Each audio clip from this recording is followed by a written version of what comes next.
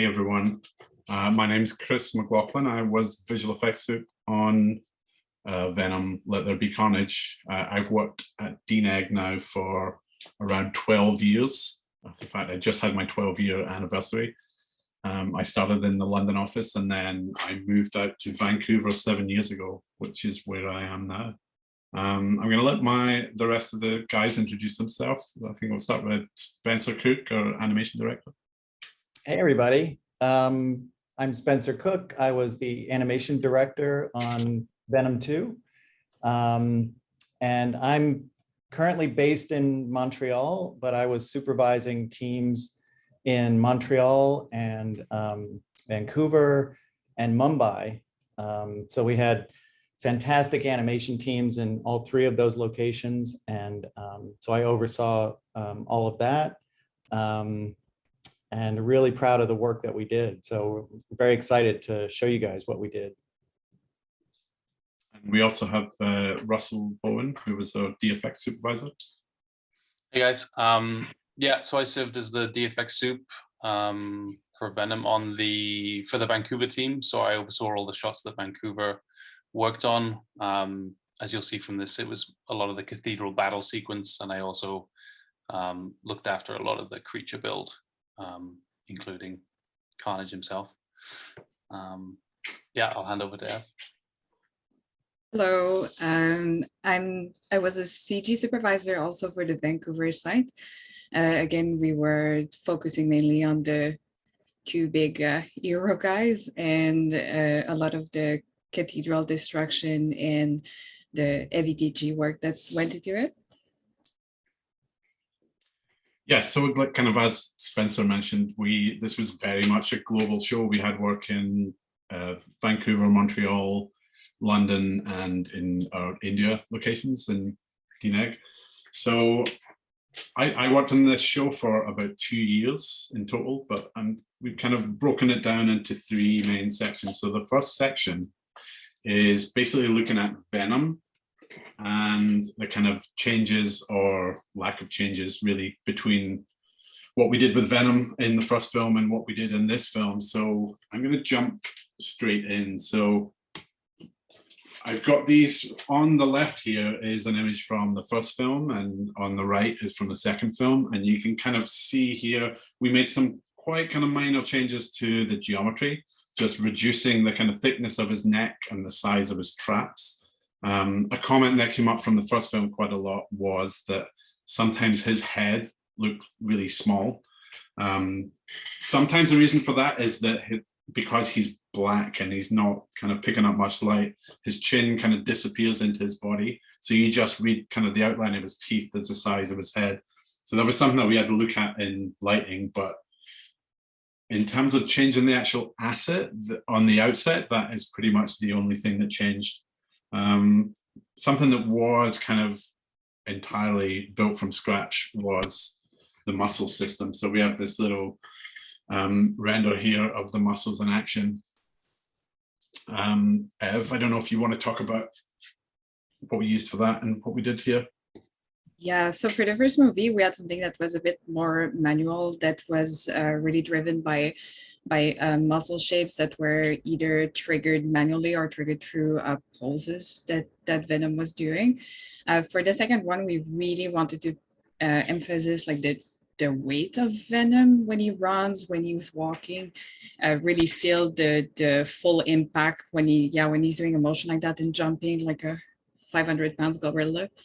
And we wanted to read that jiggle in the muscle, just like Chris was saying. He's so dark and you really just pick up that highlight. So we really wanted that to be the main focus when we're doing the creature on him. So we went with the fully Ziva muscle setup for him. That also had the overlying skin fascia simulation. The skin was, again, because you don't necessarily read that much of the skin sliding and the wrinkle happening, we really wanted it to help with define the shape and clean up any skin that could happen with those really crouching poses and those big elongated jumps. Yeah, I think if you look at the grayscale render there, you can see the all the detail that was there, but you kind of didn't end up reading in the final shot, sadly. Yeah, Okay, that's why it so was the next. important to. Oh, sorry. No, sorry, Ev, go ahead. Yeah, that's why we thought it was really important to kind of read that jiggle and that big like muscle impact with every step. So the next slide I'm going to jump to has sound for obvious reasons. One who found a clue on the wall so you could be this big shiny hero. One who found a clue on the wall so you could be this big shiny hero. So another thing that was rebuilt, I believe, was that the facial rig was pretty much rebuilt from scratch, I believe. Yes, Spencer, I don't it know if was. you want to talk about any of the difficulties we had with the mouse shape. So Yeah, the design of Venom's face made facial expressions and lip sync pretty difficult because of just this fixed giant grin that he has and these gigantic white eyes with no pupils that really didn't give us much to work with that you would traditionally do with animation, facial animation and lip sync. And we found out pretty quickly as well that if you change that too much, if you change the shape of the eyes too much or the shape of the mouth with the lips too much, then it just doesn't look like Venom or Carnage. So we had to really restrict the range of motion for the lip sync.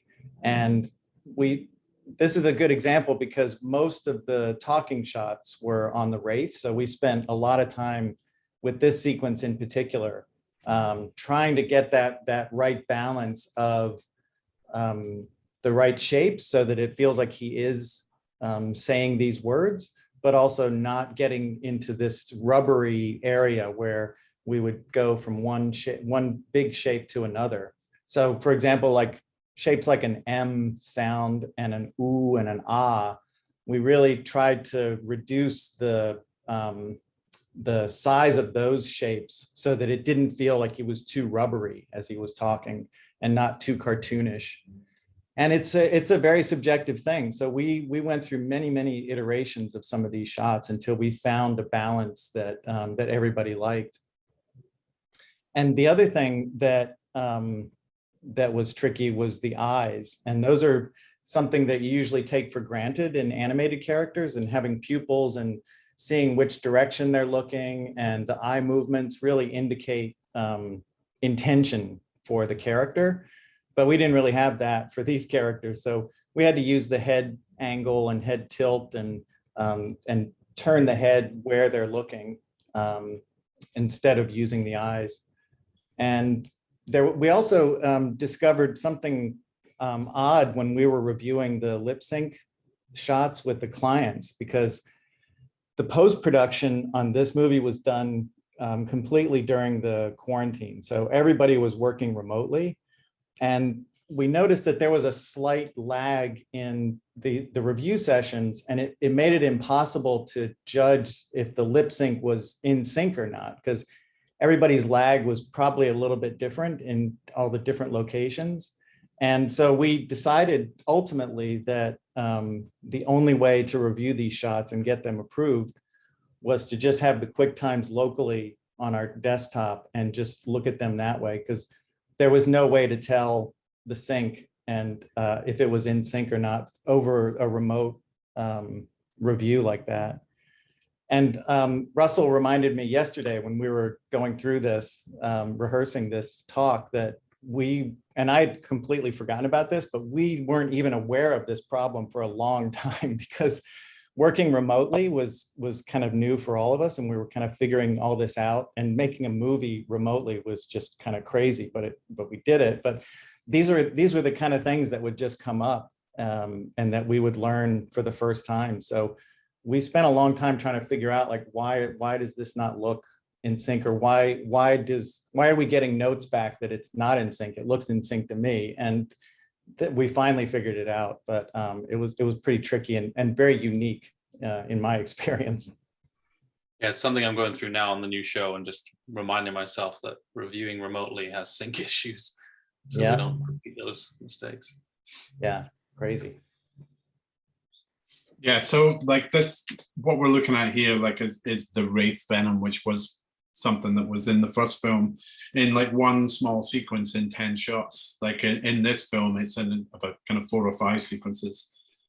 So something that we hadn't actually seen in the first film that had to be designed was his connection to Eddie. We'd only ever kind of seen kind of Eddie from the front. We didn't see how this kind of tentacle connected to him. So that this was something that DNEG kind of designed, this kind of spidery tentacle webbing kind of knitting into the fabrics of whatever he was wearing, in this case, the bathrobe.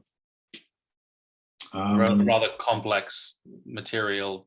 Yeah, like we could talk a little bit about, I mean, the actual asset to get the actual, the correct look of that kind of toweling material. We ended up, I believe, using a fursim, basically like a hair sim, basically. So for every kind of little strand of that towel material, it was essentially like a hair in there. So for a robe of this size, there were millions and millions of those follicles. Yeah, it was a Houdini scatter setup that was then procedurally scattered in Clarice for the fibers of the cloth.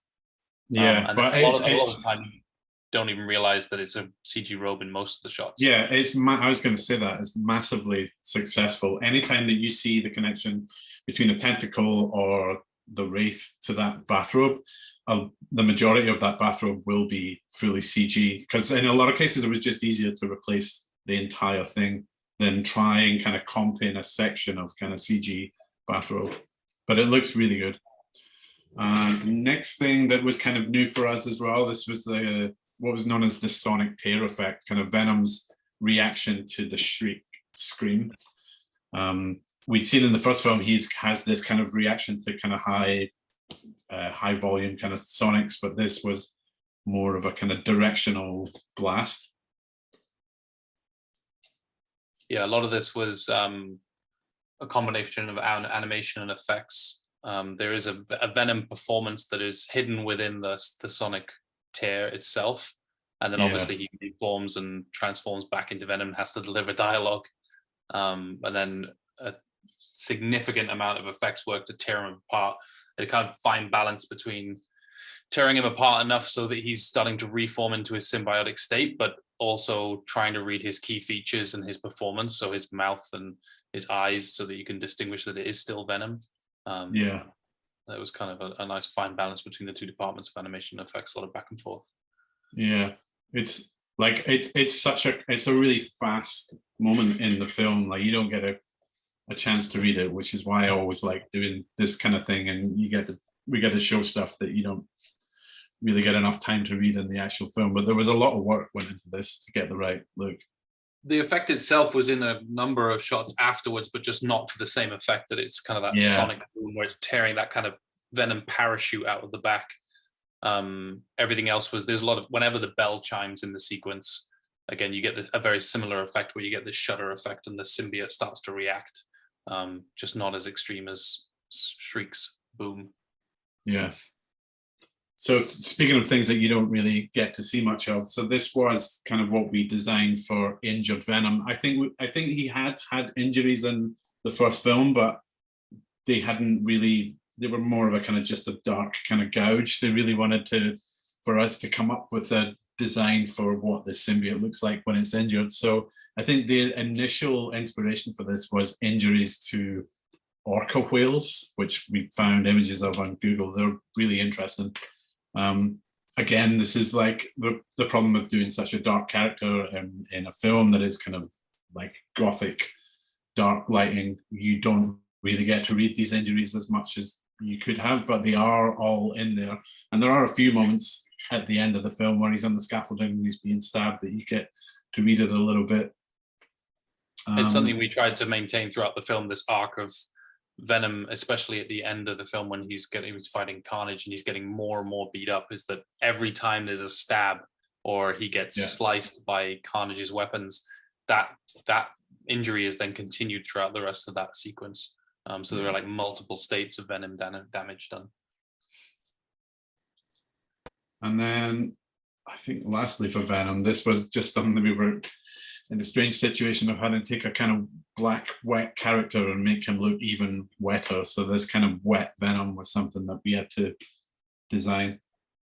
You can see in this breakdown in the grayscale, you can probably read it best if you look around his neck. You can see these kind of rivulets of water that run down his face. Oh. This breakdown as well, I think, shows you the amount of work that went into this kind of half face Venom. Again, something that was in the first film, but we've kind of, I think it's been worked up pretty considerably. And if you compare them side by side, I think this is vastly improved. So that's kind of it for Venom. We'll talk a little bit later about kind of the difficulties of lighting a black reflective character.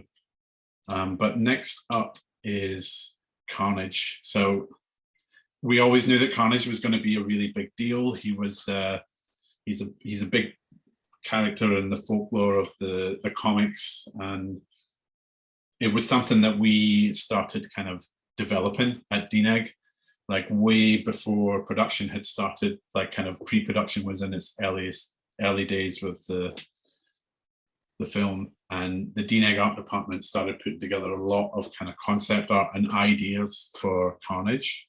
So I've got a few examples of the concept art. This was one of the first pieces that kind of was really kind of like, yeah, we're getting there. This is the character. You can see a lot of the elements here that kind of made it all the way through to the final film, like the shape of the eyes and the mouth and the teeth, the kind of more kind of jagged, pointed kind of features, the chin, the black kind of veins that kind of sit on top of the skin. The initial idea was that kind of his body would look like a kind of a flayed man. There was something that the studio were kind of hesitant about because they want to kind of keep away from anything that's too gory or bloody. But I think this kind of ended up looking pretty similar to what is in the final film. You can see here that the head is pretty much exactly as it ended up in the film. One thing that's in here that definitely didn't make it in, if you look at that weapon, we'll talk about weapons later, but that claw is probably far too lobster-like. It was definitely seafood, was something that we made a few attempts at that kind of, it's a bad reference basically. Like anything that looked too lobster-like was never liked. Here's another one that kind of, even before the scene had been shot, this was like the idea of him in San Quentin prison. And the idea that he has a kind of, there's negative space there, that are kind of holes in his anatomy that you can see through to the background.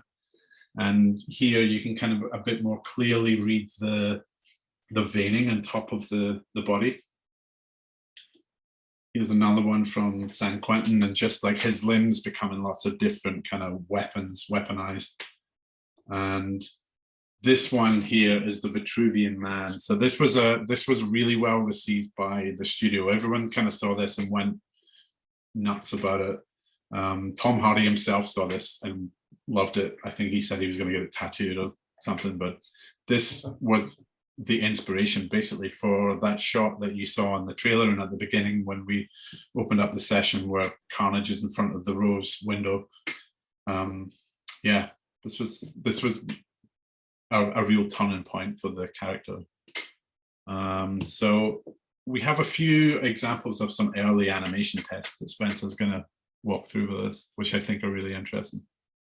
Yeah, this was super early in the production.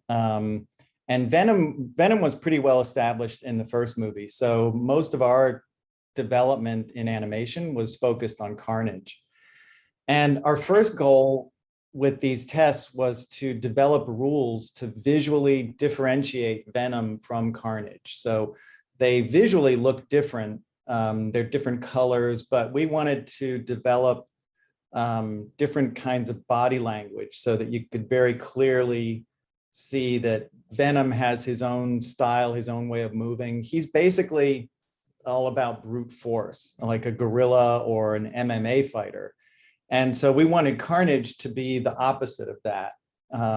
And so we did a lot of tests early on to find this sort of flowing, sinuous, shape-shifting kind of motion, moving like a contortionist, and where his limbs, his legs and arms and tentacles are all equally a part of him. And so we wanted to do that to make a contrast to how Venom moves. And the logic behind this, and the reason that Carnage can move so differently from Venom, he can stretch and distort much more than Venom is, because Cletus and his symbiote are intertwined on a more cellular level. Like the symbiote is like mixed in with Cletus's DNA, whereas Eddie is more enveloped by the Venom symbiote, more like an outer layer of skin, or more like a suit that's covering him. So we use that logic to twist and distort Carnage much more. And we also, some of our early tests also focused on their fighting style. So in addition to their body language and the way that they move, we wanted their fighting styles to be different. So Venom, being the brute force, and then Carnage being the flowing, sinuous kind of creature. And the animation reference that we used for Carnage was a big mix of stuff. So we looked at snakes and insects, mainly for their weird kind of inhuman types of motion. We also looked at lions and tigers for their primal and their savage qualities. And birds of prey, like eagles and hawks, they have these kind of quick twitchy motions that I thought was kind of weird and inhuman, that we mixed in with Carnage's body language. We also looked at contortionists, human contortionists, and then various kinds of martial arts for ideas for fight moves and stuff like that. And then we also spent a lot of time, one big section of our test for Carnage was looking at how Conor McGregor walks. And he's this famous MMA fighter. And he's got this really badass attitude, which we thought would be perfect for Carnage. But ultimately, he's a real badass, but he's very showy as well. So he's very flamboyant in his motions. And it ultimately turned out that it was, when we added that to Carnage, he became less scary. So we tried to stick with stuff that made him a scary monster and not a show off like that. We have some examples in here as well of kind of, we were always looking at the comics as well, obviously, for poses and just general inspiration. Yeah, like all superhero movies, we start with looking at the comics for ideas, and there are decades of fantastic artwork of Carnage that's been drawn by different artists over the years, and there's many different interpretations. So we wanted Carnage to be recognizable to comic book fans, but also to fit into a live action world of the movie. So we were looking for that balance. And there's always this interpretation that you need to do from a 2D illustration onto a 3D character, and especially one that's in a live action world. And so we gathered hundreds of different kinds of poses that everyone agreed on the client side and on our side, that sort of typified what Carnage is and how he is posed. And some of the illustrations were, there was very little interpretation. They just looked good when you posed a 3D character like that. And others needed more interpretation because they didn't translate quite as well to a 3D character, but they were still great inspiration. And so we just collected tons and tons of artwork from the comics, and we created this Carnage pose library that all the animators got familiar with, and that everyone used throughout the production to keep Carnage consistent throughout the movie. Yeah, and these are like what we're looking at. These are actual animation playblasts that we submitted for review, like to the client. Like we always try and put like kind of reference right there on the frame with it. Yeah. So what we're looking at here, this is our, I believe, our final kind of Carnage turntable once we've kind of built the asset, and you can see something we worked on for a long time is this kind of organic, wet texture kind of feel to Carnage. Interestingly, the pose that we've got here wouldn't have been, that would have been a bit of a red flag, right, Spencer? Yeah. So we, as the production evolved, or the post-production evolved, and our animation evolved, and the style of what the filmmakers were looking for continued to evolve, they became very sensitive to the monsters looking too cartoonish. And so we were sort of restraining ourselves from doing big overacting kinds of actions and not a lot of big anticipations into moves and stuff like that. And one of the things that they became very sensitive to were these clawed monster hand poses, which is all through the comics. So it was really difficult to find alternatives to that, but it became such a big topic in every review that we started calling these egg hands. So it's if you imagine he's holding a big egg. And so it was constantly being pointed out, like, oh, there's egg hands again. We can't have that. Yeah. There were a lot of those instances. Yeah, it took us a long time to kind of get that out of our system as animators, because we, Yeah. you know, we always want to just, this is monster pose, you know, and so we really had to find other ways of doing that, but not doing the egg hands. Yeah, so I'll get into all the weapons and various weapons that he can change those hands into. But again, I just wanted, as we're talking about the LDEV, I wanted to show this because it's another of these things that is in the film for probably a couple of seconds, but was a lot of R&D and a lot of work. Just this idea of what would a symbiote look like if it does get burned, and there was a lot of work went into the texturing and look dev of this to build up this kind of charred kind of skin. There's like kind of embers and stuff inside his structure there. You can see a bit of the concept art that it was matching in the background there. I think this frame and the previous one just kind of show the complexities of the look dev and the character that, you know, that you kind of take for granted. It's a lot of time went into how does a symbiote, which is a very kind of organic creature and it's kind of transforming, how do you make that look gooey and wet, but also looking physically strong, and something that can have a lot of power without looking too, I guess, flimsy and weak. You're drawing that fine balance between too much subsurface and he starts to look like a candle wax figure, and too far the other way and he starts to look plasticky. But I hope we kind of hit the nail on the head eventually. Yeah, you can see in this is like turntables of all our kind of major hand weapons. If you saw that piece of concept art in the bottom left, this is that kind of glowy kind of skin, that backlight kind of shining through the skin texture was something that they really pushed us to kind of exaggerate. So you can see that in this kind of weapon, that kind of thinning of the skin, that subsurface effect of the light coming through.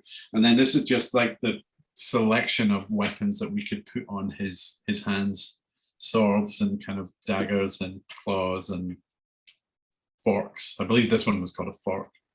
Yeah. There's also an added layer that you're not seeing in all of those presentations, which is that whenever you do see those weapons, they've either freshly transformed or they need to feel like they're, or that they have freshly transformed. So there's an added layer of effects to add all that gooey, slimy stuff all over it. Yeah, so this little movie here was done for the VES presentation, I believe. Is that right? It shows basically just all the various weapons, and I just found out today pretty much. So Carnage is up for Best Animated Character at the VES Awards this year, and I believe this is the first time that this has happened at DNEG. So he was a big deal for us and a big deal for the company. As well as like being able to change his hands and the weapons, obviously, a big part of the character was the tentacles. You can see here, like kind of, he's really actually without any kind of sprouting tentacles out of his back. So there were two main kind of tentacles on a technical level anyway for us. So the back tentacles are the ones that you see kind of like attached to his back and kind of are quite kind of scorpion-like. This is a turntable showing basically all the variations that we had for the back tentacles, including some that didn't really make it into the film. Again, they had to have that kind of wet, organic kind of look, but also had to appear kind of calcified, like it has a kind of structure to it that it could actually injure you, and that the points of it were sharp and could actually slice you if they went through you.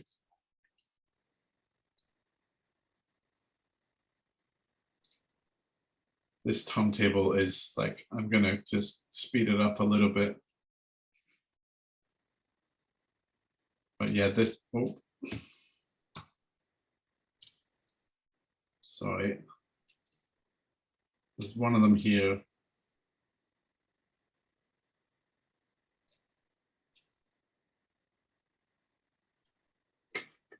A few of these should be recognizable from that image you saw previously. But there is a whip in here that we spent ages designing and wondering how we're going to rig it and how it's going to work. And eventually it never made it into the film.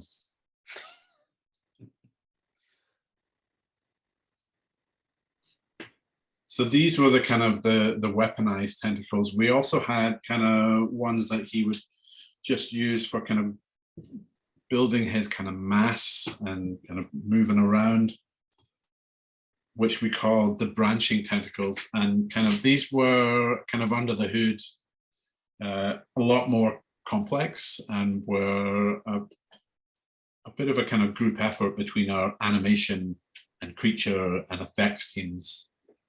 So all of these kind of multiple strands that you can see, they were all controlled and presented by the animation team.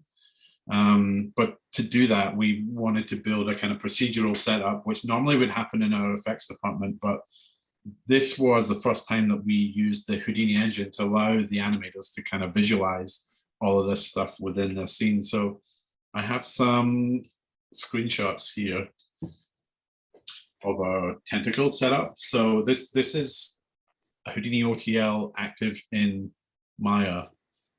Ev, you can tell me if that's correct or if that's wrong.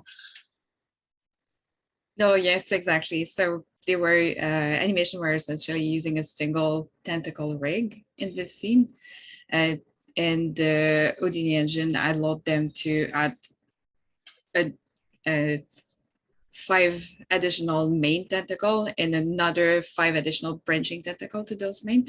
So instead of having to deal with 20 tentacle at once, they could really focus on the one main cylinder and then really give something that's very close to the final look using the additional tentacles in the Houdini engine.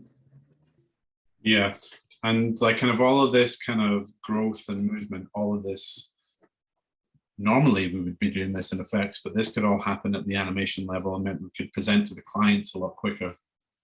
Yeah, but we could play blast with that and get a look that was close to the final shape of the tentacles without slowing down our Maya scenes, and that was much faster turnaround too, rather than having to put our animation through effects.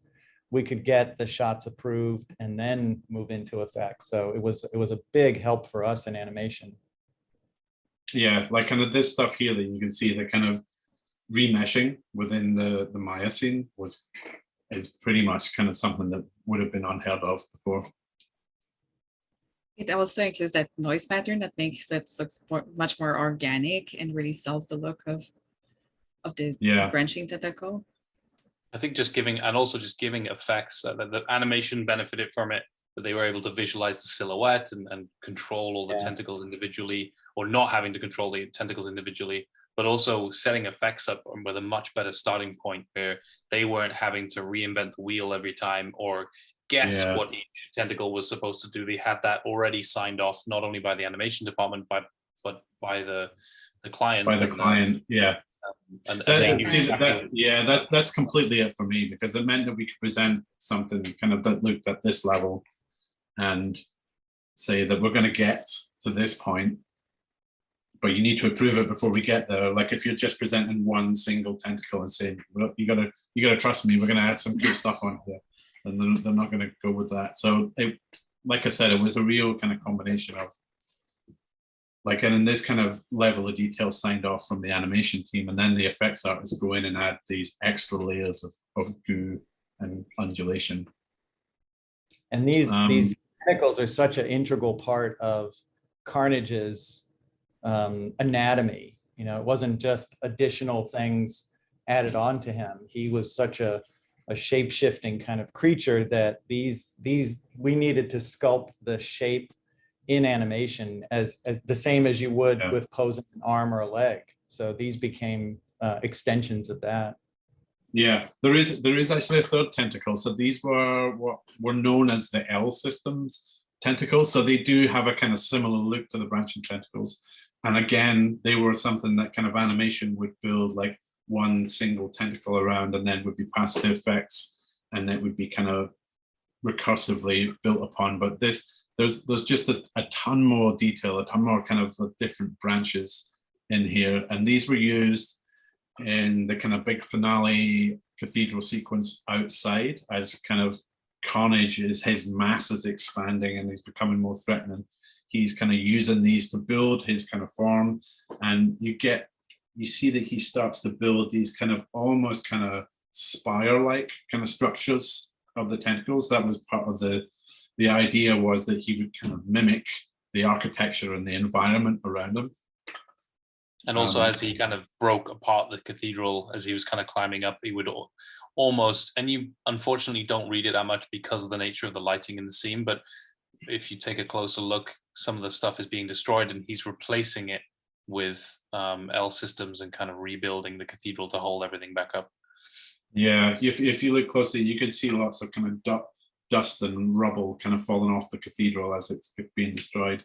It's also worth pointing out here that kind of throughout the sequence, kind of Carnage, his actual size and scale, he expands throughout the sequence. So this is what we're looking at here, is the kind of uber Carnage. If you compare him to Venom in this sequence, like Venom is half the size of Carnage by the end of it. So each of those kind of different scales had a separate asset that needed to be managed and built, looked at and checked. I'm going to quickly jump into, so transformations we knew were always going to be a big deal, having worked on the first film. I know that the Venom transformation in the first film was a massive R&D project, and it was a big deal that they get it right. And we knew that the Carnage transformations also were going to be a big deal. We knew that we had to design something that was new and different to Venom, and that looked really cool. So I think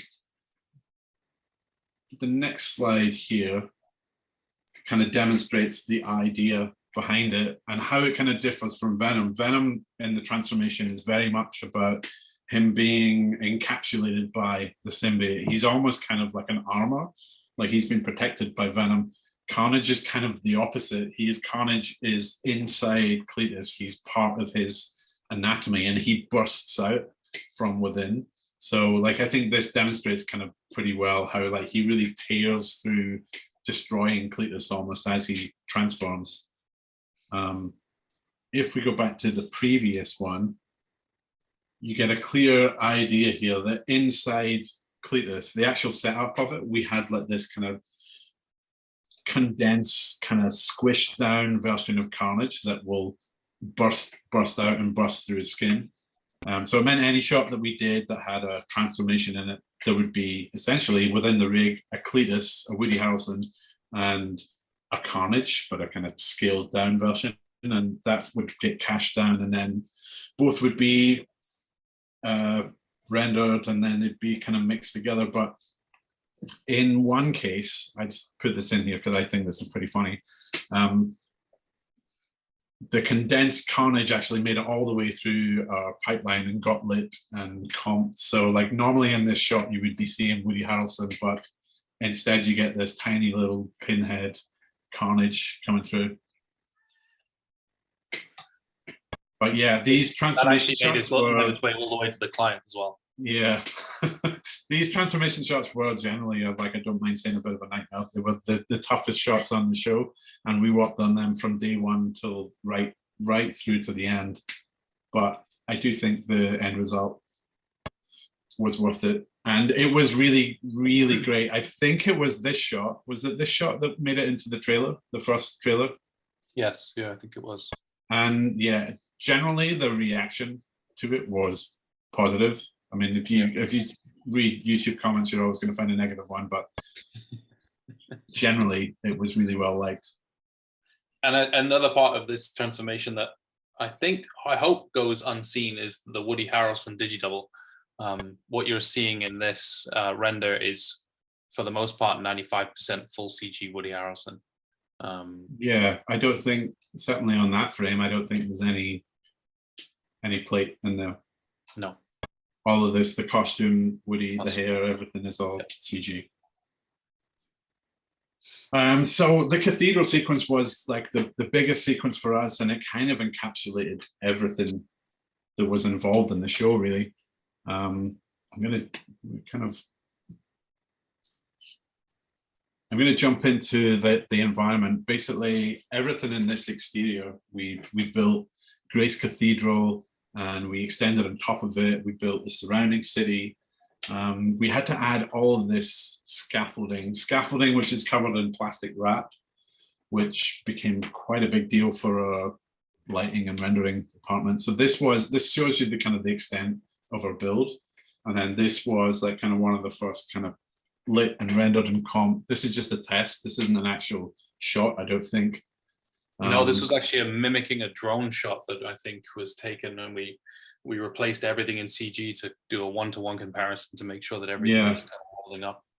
Yeah, so there was a portion of the shoot where we went to San Francisco, we went to Grace Cathedral, they had a drone, and we shot a load of plates, but none of them, I don't think, have ever really ended up in the film. Like, pretty much anytime you see the cathedral from outside or the environment, it will be our CG environment. I think everything in the background is a combination of kind of drone stitch plates, and the very deep background, the kind of traditional DMP setup. And then mid-ground and foreground is 100% CG, and Grace Cathedral included in that. Yeah, and this is just some of the details that we went into. We built our own traffic system. Obviously, we didn't render the cars grayscale, but all the traffic lights and everything, they all worked. I think it's just demonstrating all the unsung heroes of the film. Everybody comes, completely. The two creatures kind of fighting each other, but in the background, there's a lot of underlying stuff that if it wasn't there, you would notice. Yeah, I mean, the cathedral itself was built to like a really high level of detail, matching everything that we saw on set. So like I said, we were in San Francisco, we did a full kind of photographic survey of the cathedral. All of that stained glass is in there in the asset, built to match the real cathedral. So I mentioned earlier the scaffolding and the plastic wraps. So this was part of the production design, was that it was meant to be kind of, the cathedral was under renovation, which is why all that kind of scaffolding is in there. So up on the top, you see what was built on set. So the cathedral interior was kind of partially built, and some of that scaffolding was in there, but we had to do so much of an extension that all of that was within our asset, and all of that plastic wrap had to be simmed and had to be rendered as well. So I know that this took a while to really nail the look and get that kind of milky transparency correct. This is like just some of the look dev tests that we did. What I wasn't so aware of was just the nightmare that this was for our rendering team. Anyone who's a lighter or a renderer in the call here, or has done any of that work before, will know that you can probably tell from the environment there were hundreds of work lights everywhere. So like hundreds and thousands of point lights and source lights, all then covered in a nice, expensive dielectric shader that's moving. So there wasn't usually with those kind of things on sequences this massive that we have to render so many shots for, you would build in efficiencies. So baking in lighting into textures and look dev so that you don't have to render it and ray trace it live. But because of the nature of those wraps, it meant that everything had to be live in the scene for the majority of the shots anyway. There are obviously shots we could render the background ahead of time in single frames, but a lot of that was moving around. And then obviously the creatures, as Chris is showing here, the creatures then smashing through all that stuff, and effects were having to pick everything up and destroy everything. And it's all happening in real time in the scenes.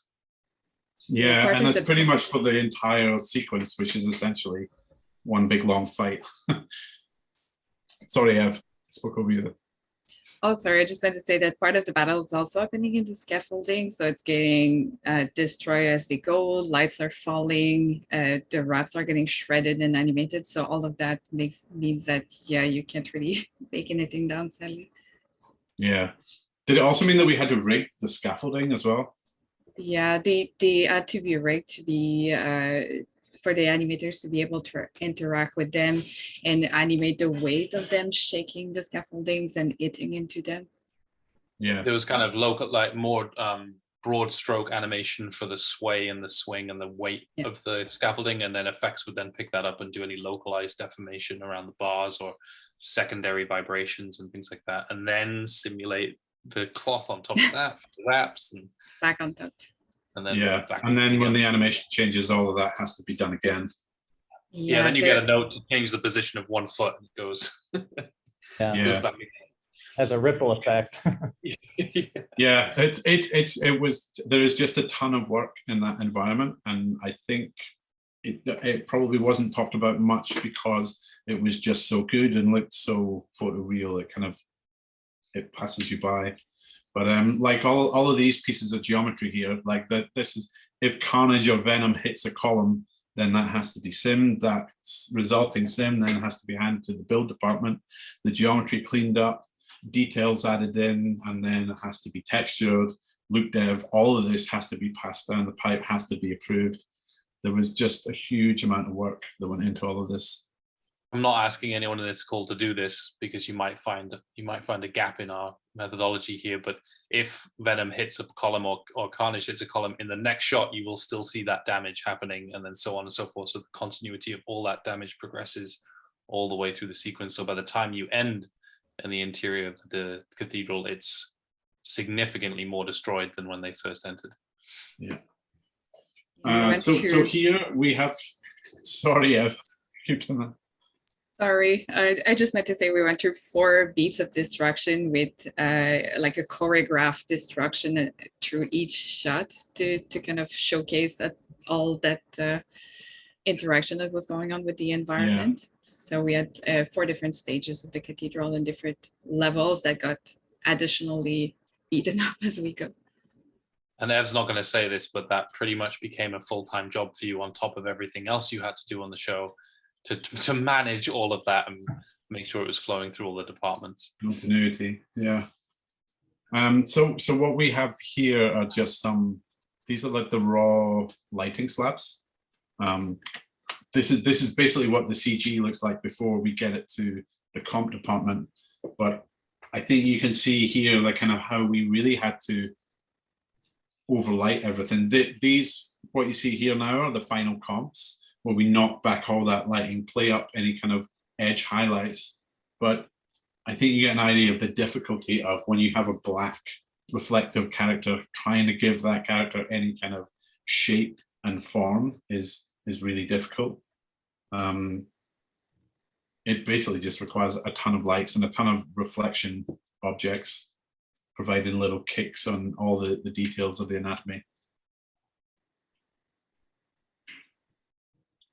Yeah, so I've got this, there's some of this has been released online, but this kind of is a compilation of some of the bigger shots in the cathedral sequence. And because all of this is entirely CG, we can do these kind of cool kind of camera swoops between shots, just showing how the asset gets mangled and destroyed throughout. You see like shots like these, you can see the huge number of lights, point lights that are in there for all the lights in the scaffolding. You can see all the detail and the destruction, like every little rock and pebble, like at some point, no matter how small, has to have a shader assigned to it or a texture. Like you can see the huge amount of scaffolding in this shot that had to be built, in some cases rigged, in a lot of cases simmed. A lot of this was to support the animation as well, because we needed to really oversell the weight of these characters, and every footfall and every handprint had to have some amount of effects added to it to sell that interaction with the environment. Yeah, and these shots are good examples of how we were approaching the weight of Venom, and how we spent a lot of time sort of dialing in the way he jumps and the way he lands, and just to try to get that weight to feel realistic, because weight in animation and VFX animation in particular in live action movies becomes a very subjective thing. And we're adding these fantasy creatures and superheroes into a live action world. And so we're pushing the physics beyond real physics. And so it becomes a matter of taste at some point, of just what feels right or what looks real, rather than what the real physics would dictate. Yeah. Oh, and we also focused a lot on the organic nature of the motion. So, and by that I mean adding in a kind of messiness to it. And really good creature animation is about adding in little mistakes and little corrections and messiness to the motion. That makes it feel alive and organic.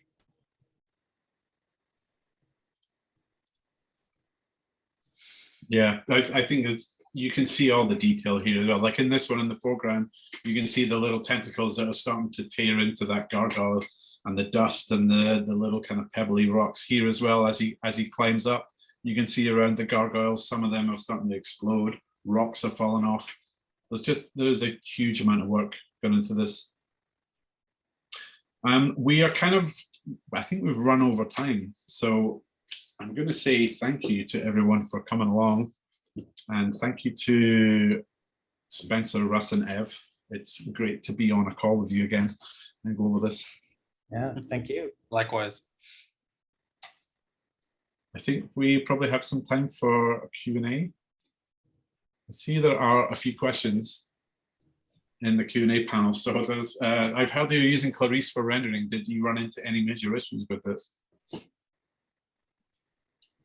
I'm gonna, well, I mean, myself and Russ and Ev have all been CG soups at DNEG and have all done shows in Clarice. I mean, the answer to that is yes, but I expect problems. That's just part and parcel of the job. I'm a big fan of Clarice. Not everyone is, but I'm into it. Clarice has its own, has its own issues, but it's a very, very, very powerful renderer. It might not be the fastest out there, and that there are certainly renderers that can do things like that. So can sometimes be a very time-consuming render at least on the farm. But for something like, if we look back at the cathedral, the scene assembly for something like that, and Clarice's really powerful scattering system makes loading and managing that amount of data and geometry, textures, look dev, it handles that with ease. And obviously behind the scenes, there's a lot of work that goes into, from the lighting supervisors, the CG soups like Ev, and our rendering supervision team at DNEG, to make all of that as efficient as possible so that we can render multiple iterations. But I think without Clarice, something like that scene with so many lights would have been, and so much geometry would have been very difficult. Agreed. Let me jump to, what was the reference for the muscles of Venom? I'm assuming that. Yeah, we mostly looked at, like we mentioned a couple of times, like gorillas or really big, heavy primal like that, but also wrestlers. A lot of pretty big wrestlers, more on the heavyweight side, like boxers, MMA fighter, that kind of shape. How much time is spent on R&D to develop a character like Venom from concept up to first shot? I mean, it's kind of, I mean, yeah, like you could say we, from beginning to end, we were always kind of developing something. The transformations took forever. All of that work with the tentacles, we started, I think, deving the tentacle tool set before we even shot anything. Would that be right? Yeah, yeah, that was kind of the first thing out of the gate. Was there's going to be a lot of tentacles in this film. How do we animate them? How do we make effects geometry from them? What do they look like? How do they move? What components do they have? Yeah, R&D is a bit of a kind of constant. Yep. You're never done with it. I think No, even now, I'd say we're probably never done with it. Like, it's like fashion; it's never finished. yeah. Did you use Houdini for tentacles? I think we kind of answered that. Did any part of the pipeline in making the VFX for this movie include AI or machine learning? I think technically probably not. It was definitely something that DNEG is kind of looking into.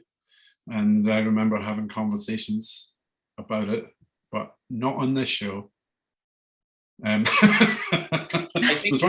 you guys fix anything in post, or is it just one straight render? Yeah, we would love that to be the case, but it's not. There's a lot of fixing.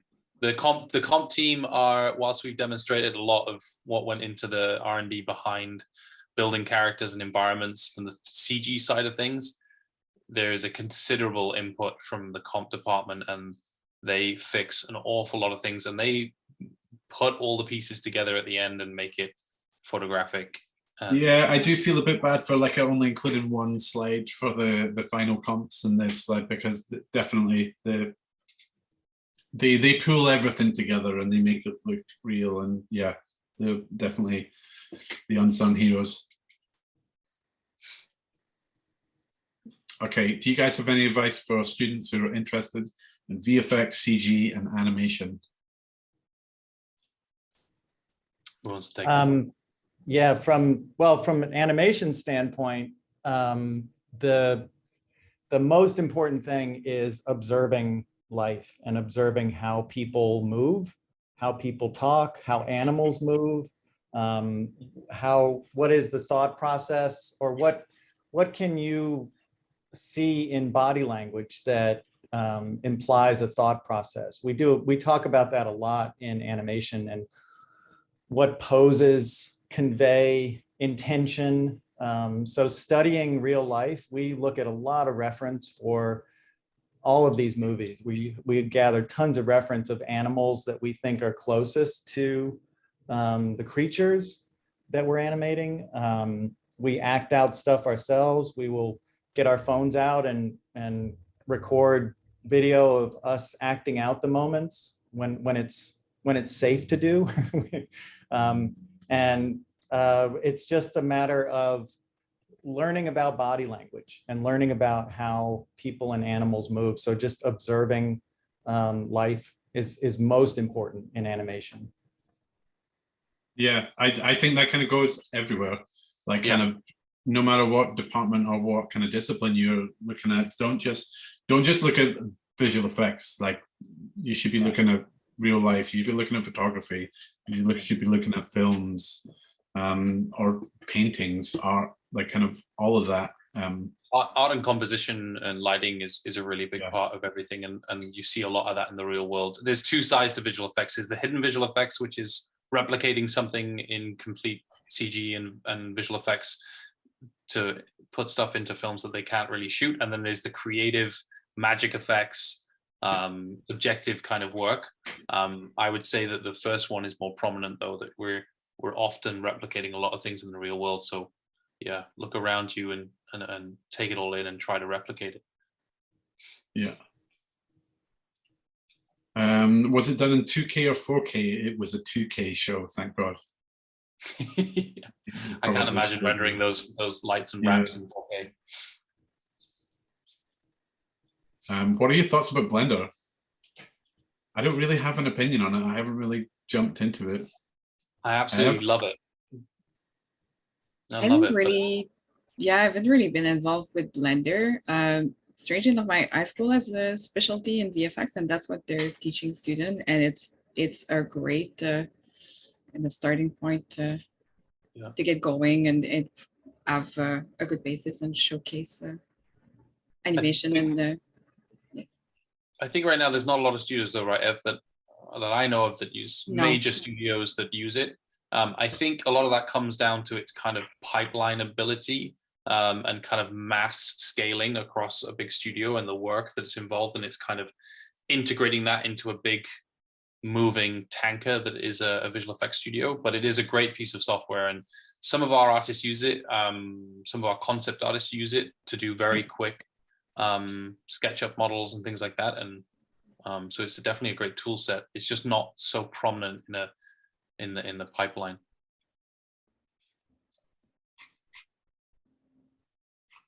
The questions are coming in. There's one here specifically for Ev. How much control do you have as a CG suit on the story? For example, if the clients want something, it can't be done in a certain manner, and you have a better alternative, will they give you the freedom to alter and change? oh boy. So pretty much all the client interaction is done through Chris. The VFX supervisor is the one that really is involved with the client, is on set, talks to them, and obviously if there's something that can't technically be done, it needs to be voiced and it needs to be discussed, and we need to find alternatives and do further tests to see how we can manage and achieve something that's going to be desirable for the client. But yeah, it's all very much a teamwork and team discussion to figure out how to approach the client's requirement. It's not a fun conversation to have when to tell the clients that there's something that you can't do, but as long as they're kind of, you can show you're working and show why that's an issue and show alternatives as well. Yeah, first protocol is to try and do it as per the brief and try and work out a way to achieve that creatively. They give you the creative brief. It's our job then to go away and technically deliver on that creative brief. And if it can't be, then we can work on something with them that works. There's a question about the saliva effects on Carnage. Is it vellum grain or a custom solver? I can't answer that, but there was a ton of saliva on this show. I think with all the goo and saliva, it was all vellum based. Yeah, there was nothing that was like DNEG proprietary. It was all the... We've moved away from that kind of fluid sim proprietary software more into the side effects and Houdini, because it's coming off the shelf really nicely now, so there's nothing needed to be done. There's a couple of questions about tracking here. Is PF track still part of the VFX pipeline? And can you talk about the match moving process? Can't find tutors to answer my questions. I haven't done match move in a long time. I'm not sure. I think a lot of us in this call, it's probably been a while since we've tracked anything, but I do believe that PF track and 3D equalizer, I think, is our main software that we use to track shots. And then we do have proprietary tool sets within Maya that we use to convert those tracks from 3D equalizer into pipeline friendly render cameras for everybody to use. How much of the work done is by DNEG and how much by other VFX studios? So I know that Image Engine did the sequence in Ravenscroft. So that's where Cletus goes and sees Shriek and he breaks her out of her prison. And then they come up to the surface and they drive away in their car and destroy the helicopters. And then Framestore did the kind of hand-drawn animation sequence when Cletus is writing a postcard to Eddie. But DNEG did everything else apart from that.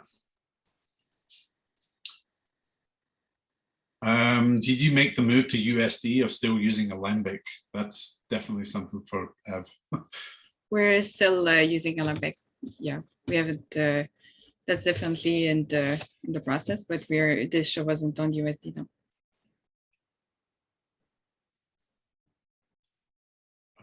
I see there's a ton of activity in the chat. Any questions in there?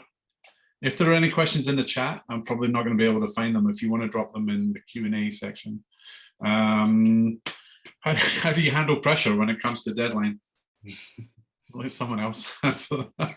I think a lot of this comes down to planning. There is a huge another part of this that doesn't get discussed about in these kind of talks is production. So production play a massive role in scheduling, bidding, basically the money of the show. Where is the money being spent? How much time is being spent on particular shots or assets or tasks? So it's kind of their job, along with the supervision team, to make sure that everything is flowing. Artists are working on the right things at the right time, so that when you come to a deadline, the pressure isn't as extreme as it can be. But obviously, anybody that has worked on a project with a deadline or deadline driven project, obviously towards the end, there is a big push and everybody goes into what we call crunch, and you're trying to deliver all the work that you can. Handling that pressure, I think, again, it just comes down to teamwork, and everybody's trying to do the best they can and deliver the work that they can under the time constraints that we have. Because obviously a movie isn't just visual effects. There's an awful lot of other things that happen. The DI, the score, there's all the client side things, all the directors are still involved, the composers, sound guys, Foley guys, all of that stuff has deadlines, reels closing and things like that. So a lot of that pressure comes from visual effects to deliver on time, but yeah, we get through it. Yeah. Cool. I think I'm going to wrap it up here. I think we've gone over a little bit. Thanks everyone for coming along. Yeah, thank you. Thanks. Guys. Thanks a lot. Thank you.